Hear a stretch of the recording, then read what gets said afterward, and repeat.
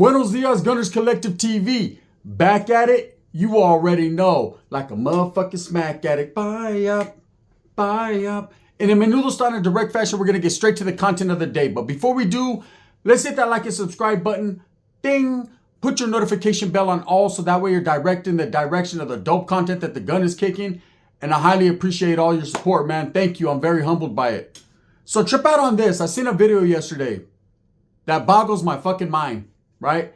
The video was done by Damian Porter, big Chinaman from Hoover, you know, and respects first and foremost to Damian Porter, man. I support him. I support his channel.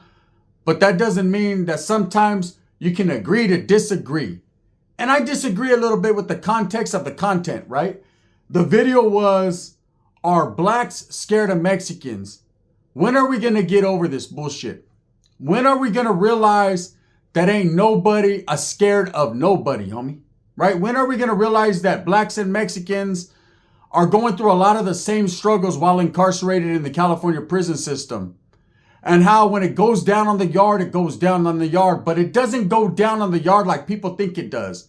In fact, the last time that there was a serious move between Mexicans and blacks, there was a riot, a melee, anything of that nature, like a serious one, was in 1 month, 25 years ago in Pelican Bay in 2000. 25 years. A quarter of a century it's been since literally Mexicans and blacks have rioted on a yard in the state of California. Yet, there's always that discussion brought up, who's scared of who? Right? Nobody's scared of nobody. So I see the video on Damian Porter's channel, are blacks scared of Mexicans? And I'm here to tell you, ain't no one scared of no one. At the end of the day, there was a lot of things brought up in that video, things that pertain to Dubs' old school video, and things that make people talk division. You know, that's a form of spreading division when you're talking about one group scared of another group, or even asking that question when everybody knows as a man, that's on you if you're scared of someone. You don't speak for everyone, your pigmentation. You know, one black doesn't speak for all blacks, just like one Mexican doesn't speak for all Mexicans. They could speak in behalf.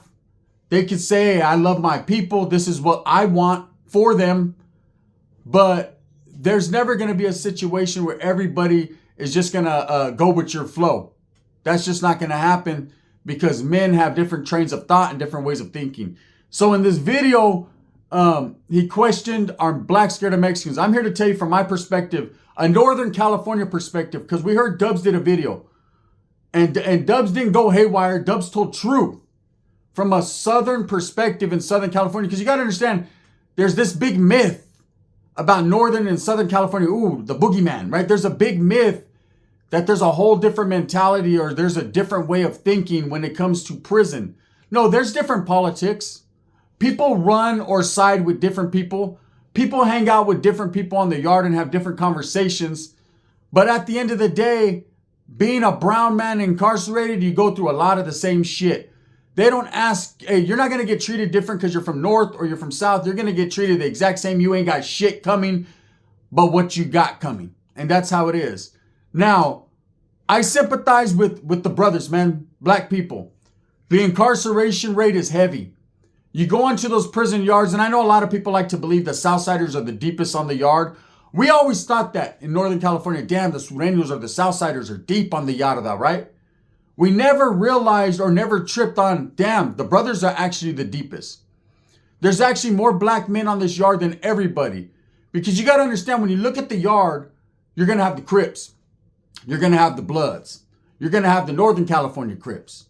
You're going to have the Bay Area Kumi Cats. You're going to have the non-affiliates, meaning guys that don't even associate with gangs or are not a part of that. They're just black men, right? Then you're going to have the Muslims. Then you're going to have some black dudes from out of state that no one wants to kick it with, but fuck it, they're there, right? You're going to have a lot of different faces. They all look similar or familiar, but they all got different politics, different policies. They run up under something different, right? But the fact is, the blacks do have the majority of all California prison yards. They just are not structured or don't fuck with each other when it comes for times of war. See, one thing about the blacks on the yard that I noticed, and this is just my perspective, you know, all brothers fuck with each other when it comes to the basketball games or when it comes to, you know, eating or certain things. They fuck with each other. But when it comes to wartime, when it comes to beef, when it comes to anything like that, that's when you start noticing individual groups. That's when you'll have the Bloods on Paru say, that's the Crips business. Or that's when you have the Crips say, nah, that's Kumi business. And that's when you hear the Kumi say, nah, man, that's the Muslims that did that.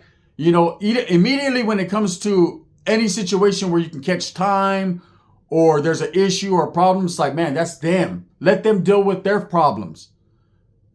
I've noticed that. Does it mean blacks are more scared than anyone? No, it just means that they function differently. They're not trying to catch more time or stay locked up over someone else's fuck up, over someone else's situation. You know, you hear a lot of that. Well, the Crips and Bloods, they let bygones be bygones and they're cool now. Yeah, there's a lot of them that do fuck with each other. They do reminisce on some shit. They are cool. But ain't no fucking blood gonna jump in if a Crip's getting stabbed because he's black. Hey, that's Crip business, right? That's how it is. Same thing with North and South. If there's a Southsider, you know, getting involved in a mix with his people or getting jumped, hey, that's his thing. He's brown, he's Mexican, yes sir, but hey, boom. Where it becomes drama, and this is the truth, if a Norteño is on the yard, say he's on the yard, there's a Southsider, there's 3 Northerners, they're not tripping on each other, right? And a gang of black dudes just decide to jump on the Southerner. There are some Northerners that'll be like, hey, we're not going to allow a brown man to get jumped on in front of us. Southsiders have done the same thing in the past, right? Then there's situations where, hey, they just went down like that. It's hard to, in prison, the politics are so heavy and there's so much going on that it's hard to know what exactly is going on and why it's going on at the exact same time unless you're in the loop. But nobody's scared of nobody. There's not a black man in the California prison system that's going to stay inside of his cell because a Southsider is tripping or a Norteño is tripping. They're going to come to the yard and handle their business. Now, there's that old school mentality, you know, and Damian Porter mentioned it. You know, he talked about, can blacks make knives or do they make knives good? I used to have a cellie that was black, right? And he's the one that taught me how to make knives. That's the truth. Okay, traditionally, you can watch channels like Hector Bravo, the CO, the ex-CO, Dubs, myself, JD DeLay, several guys that have been locked up in the prison system, right? And there's a constant. The constant is, no one's saying that blacks can't make good knives in prison or they won't use them, but they'd rather not, okay? One thing about a brother that I learned, personal experience, they're not trying to stay all day in prison. Whereas it seems like Mexicans, South and North, are striving to just keep their ass sat down and sit there, you know, for the safety and security of the gente in the house, right? The casa. You know, does that make Mexicans any different than blacks? Nah, not really. To me, it makes the blacks seem like they're just a tad bit more intelligent when it comes to wanting to go home. Everybody wants to go home, but a Mexican once locked up, North and South, is under the assumption they're probably never going home. Because you're going to have to aid and abet the house. You're going to have to take care of your people. You're going to have to raise your hand or your hand's going to be raised for you in certain situations. The brothers of sound mind have their own independent ways of thinking. They don't have to participate in nothing if they don't want to participate in it. Now, that's not to say there aren't some Crips and some Bloods, some Kumis, man, you know, that politics deem that they have to get off where they're mad at. But for the most part, they're independent thinkers. They're allowed, because of their politics, to, you know, involve themselves in something or uninvolve themselves in something. And that's what being a man in prison is all about, right? Now, that doesn't mean the Mexicans are not handling it the right way, but you got to understand there's just different politics. That doesn't mean one person's more scared of the other. It just means things are done differently. Now, Damian Porter mentioned a video where he said Dub's biggest video was why Mexicans won't give black heads up fades. It's not that a Mexican won't give a black a head up fade, because guess what? I've been to the California Youth Authority. When I was there, everybody gave everybody head up fades.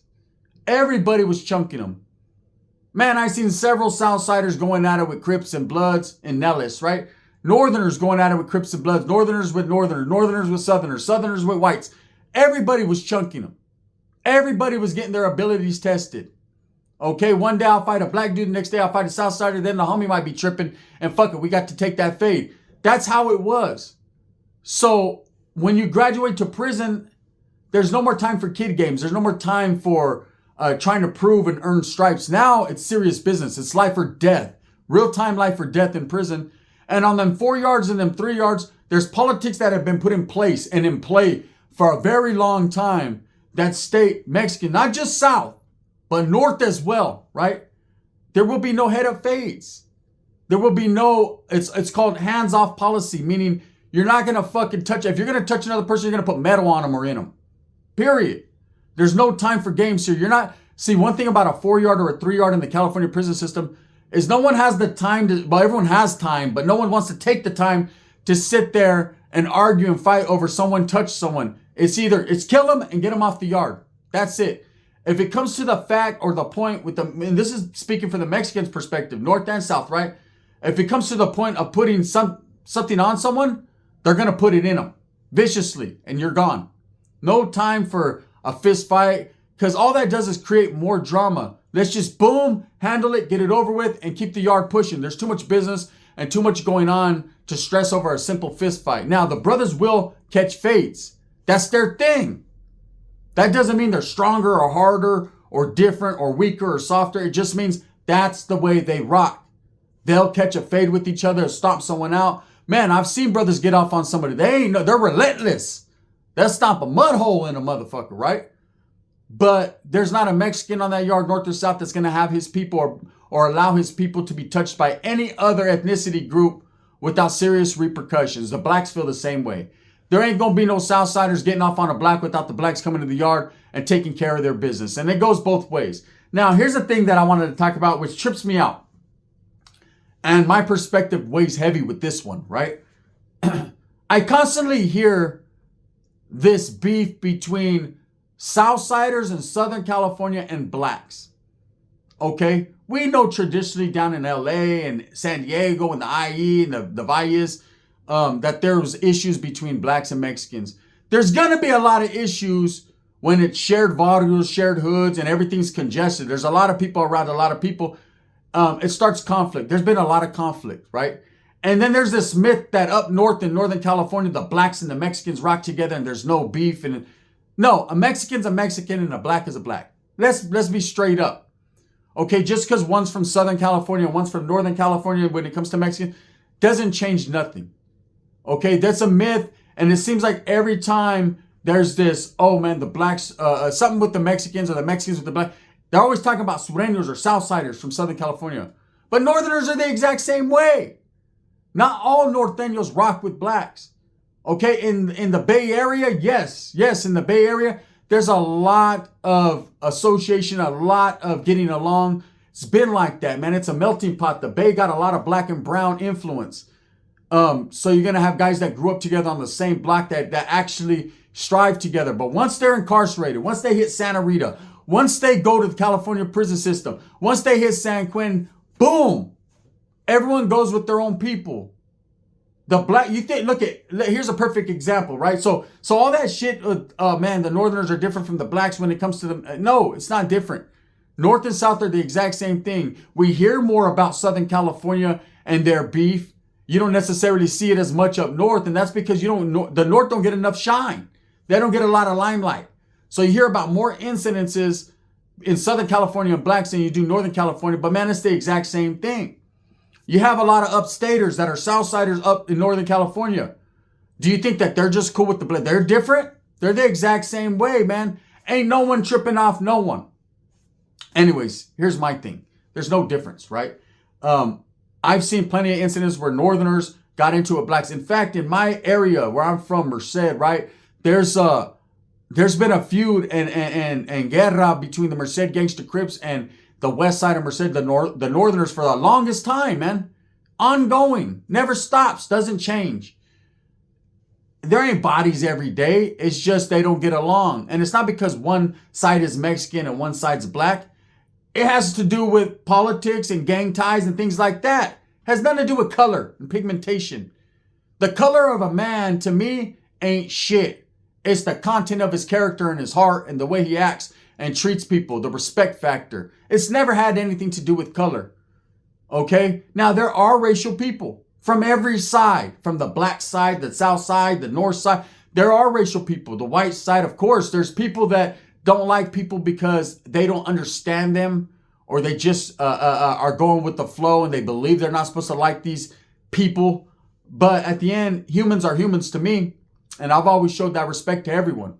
But I gotta call bullshit when I call bullshit. And here's the bullshit right here. To be honest with you, when the Mexicans wake up in prison, north or south or vice, it doesn't matter, right? The last thing on their mind is fearing a black man. They don't care. They could care less, right?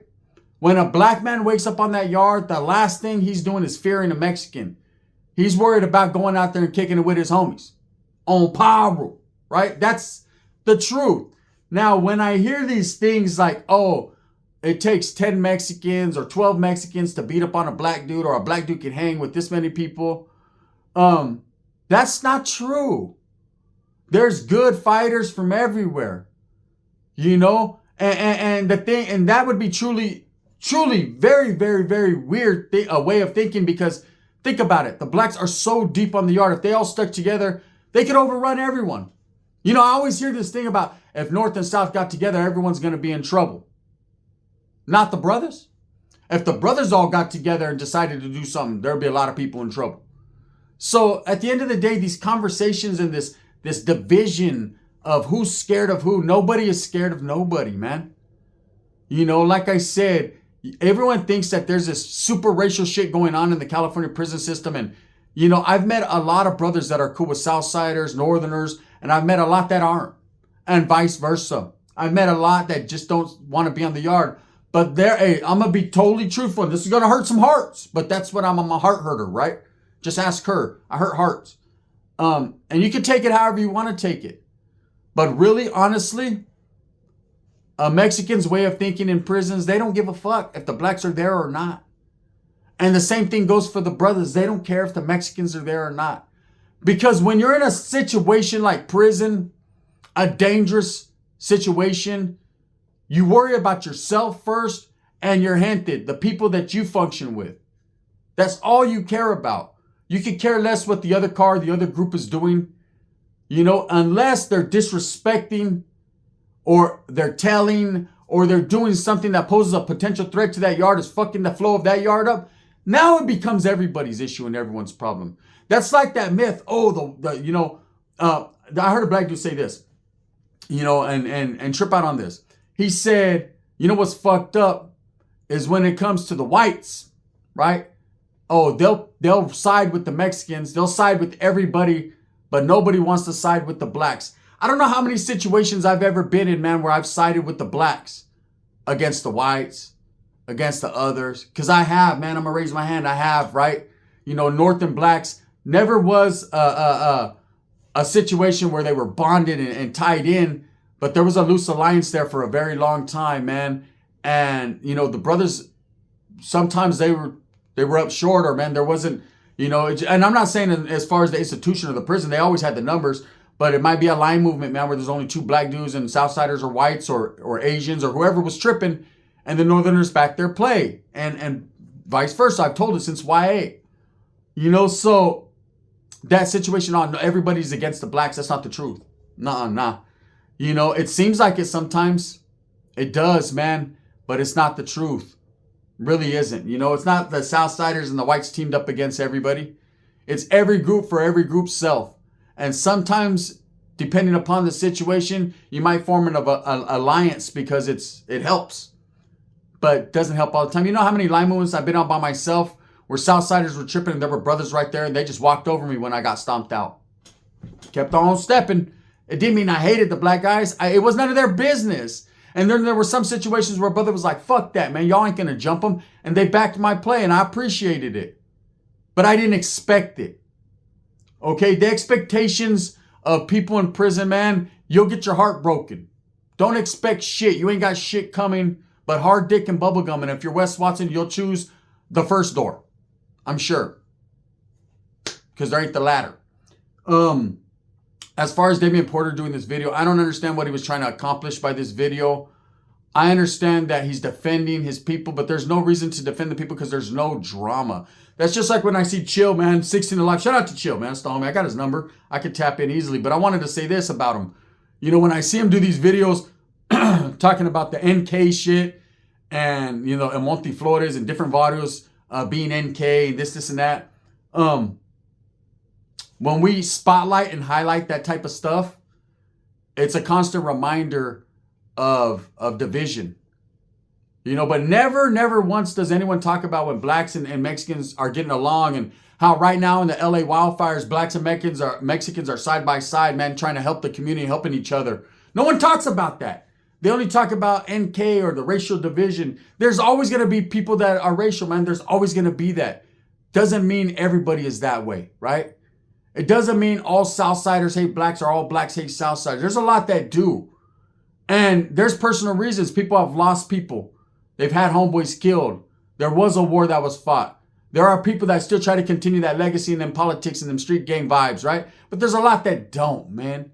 We need to leave all that racial division in the past and understand that everybody as a whole, man, we need to keep striving. But back to, you know, what people are saying is, or what Damian Porter was saying, are blacks scared of Mexicans? Are Mexicans scared of black? Not that I've ever seen.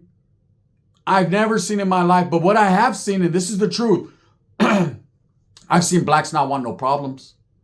I've seen them say, nah, fuck that. SA's got a knife. We ain't trying to go that route. It ain't that serious. One thing I can say about the brothers is they'll talk it out, man.